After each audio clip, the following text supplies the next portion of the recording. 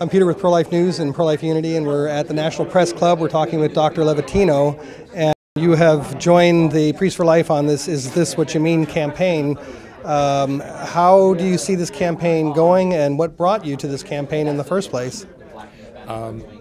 It's by experience. My wife and I have had the opportunity to speak in front of primarily crisis pregnancy center groups, fundraising banquets, and these, and pro-life conventions. Now, we're talking to pro-life people, and what I will do typically is describe a second trimester D&E abortion procedure to that group right at the start, and tell people that this is why you're here. This is why this is so important.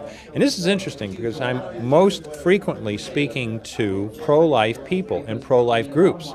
And you can tell when you're standing in front of a group like that, how many people are shocked, how many people have no idea what happens during an abortion. They have no idea whatsoever, and it's really interesting.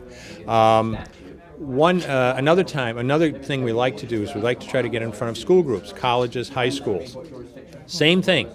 Stand up and describe an abortion procedure. And again, I will tell you that you can tell just from the expressions on their faces that most people have no idea. So when Father Frank called me about this particular project that he was starting, I was very excited about it because I thought this is necessary, this is needed. And it was interesting, as he said, when they would get in front of staffers or congressional members of Congress, the Senate, and you could tell they really didn't know. I think sometimes it's just, people don't know a lot about these kind of medical details. But if you're going to promote the idea that if you're a pro-choice pro-choice physician, a pro-choice congressperson, a pro-choice voter, doesn't it make sense to know what it is that you support? Absolutely. And what brought you to, let's say, the more pro-life position in the first place? Well, as I explained in the news conference, I was performing abortions on a regular basis in my practice back in the early 80s. And my partner and I were one of only a handful of obstetrician gynecologists in New York State at the time who would even do a second trimester D&E abortion. My wife and I had an infertility problem, and after years and years of effort, we were finally able to adopt a little girl that we named Heather.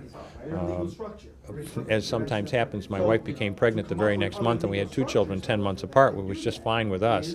5 years later, my daughter Heather was killed in an auto accident. And having gone through just a horrific family tragedy, I found it impossible to stay in the abortion business. I mean, when you do an abortion, you're tearing a baby to pieces. I mean, literally tearing them limb from limb during one of these operations.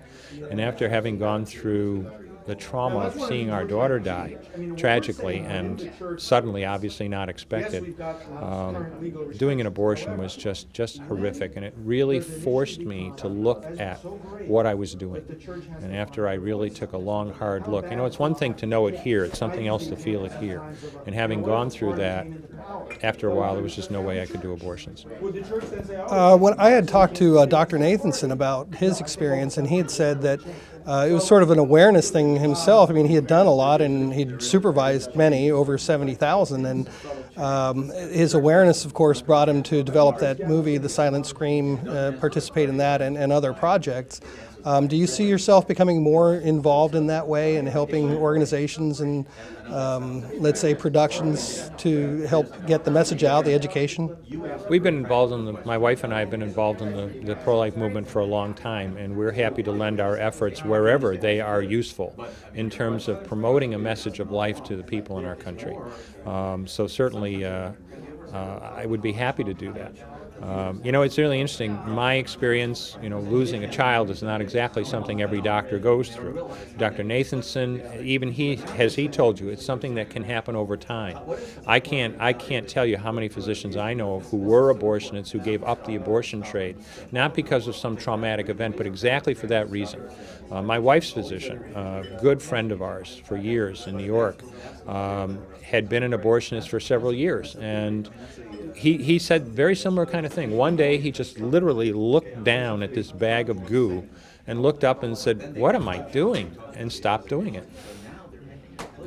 Powerful. Well, thank you for taking the time to speak with us, and we look forward to talking to you about things that we're doing in pro-life community. Great. Perhaps we can work together on that front. You're welcome. Thank right. you. Take care.